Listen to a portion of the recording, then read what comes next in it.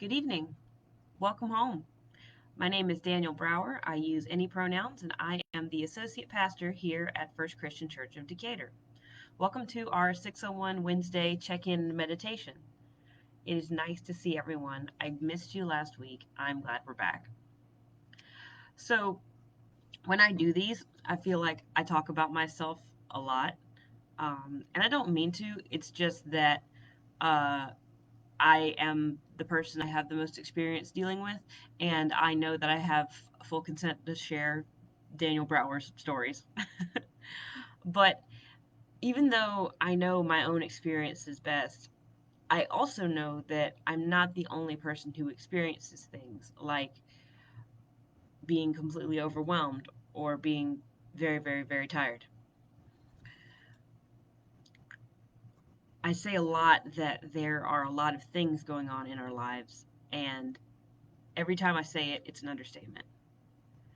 There are a lot of things going on globally, nationally, locally, personally. I could name 10 things going on right now and still probably wouldn't name whatever you're thinking of. Circumstances of life and recent events can make our lives feel like a never ending parade of very hard emotions. And it can be very easy to think that things will be this way forever. I'm in the middle of a book that a dear friend of mine gifted to me. And I read a passage the other day that reminds us that no matter what we're feeling, there are, statistically speaking, a bunch of people in the world who also feel that way. It can help in a weird kind of way to think about the fact that at any given time, somewhere on earth, someone else is feeling the thing that you are feeling. If you are that person that is feeling the thing I'm feeling, I'm very sorry, but at least it means we're not alone. One place that we commonly find people who feel the same way we do is in scripture. I always say that there's room for just about anything in the Psalms, and that's also true. But today I was looking at Psalm 77. And in Psalm 77, the psalmist writes about their cries to God, their meditation in the sleepless night, and their fear that God will indeed allow things to go like this forever. But then, as they so often do, the psalmist starts turning it around. They start to declare deliberately, on purpose, that they will remember the deeds of the Lord. It may not feel to them like God is moving right now, but they know that God has done great things before and will do great things again. It may be hard to see, but they choose to believe it because they know it has happened before.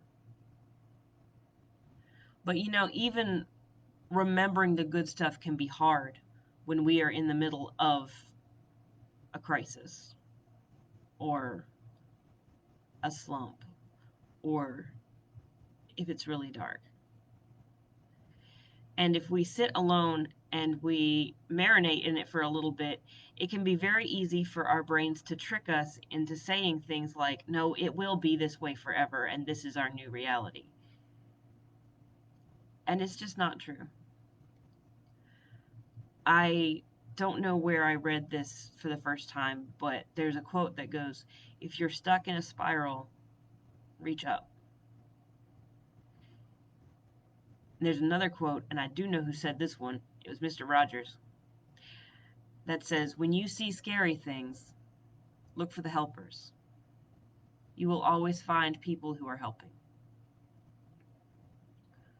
So everything is kind of overwhelming right now.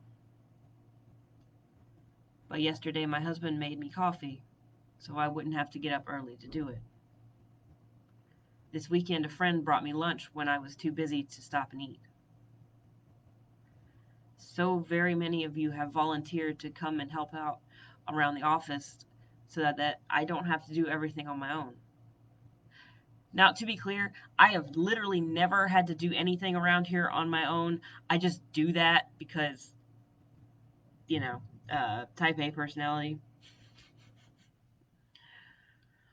So, yeah, maybe things are not the easiest right now, but there are always helpers. And those helpers not only help us in the moment but they point us back to the fact that there are good things in the world and that God is still speaking and that things will turn around. So, who are the helpers in your life? What is there that helps you to remember that things have not always been like this and they will not always be like this? If you can't think of anything, then maybe this community of faith can be that for you. First Christian Church of Decatur is doing a pretty good job supporting one another through a very, I keep saying overwhelming, but if it fits, a very overwhelming time of grief and transition and change. And you are welcome to be a part of that, just as you are, whether you want to help or you need to be helped. We worship together every Sunday at 10:25 a.m., still in the fellowship hall. And whether you join in person or online, we would love to have you as part of our community of helpers. So I know that now is normally when I sign off with my Bob the Tomato quote. But tonight I'm thinking of another favorite piece of media. My very favorite movie ever is the 1950s Ben-Hur with Charlton Heston as Judah Ben-Hur. I know, super giant nerd. But there is a moment when our main character, Judah, is speaking to the man who has held him captive for the past 3 or 4 years now. And the Roman asks him, "Why do you not despair?" And Judah, who is standing in chains, again, captive for years now, looks at this man in the eyeballs and says confidently, "I will not be here forever. No matter what is going on or how tough it seems, we will not be here forever." And maybe that's just a message for me, and maybe I'm talking to myself in here, but then again, maybe I'm talking to you. And if I'm talking to you, here's one last quote from Ben-Hur before I go. "I promise you, we will laugh. There will be joy in this house again, and we will celebrate together." I hope y'all have a great night.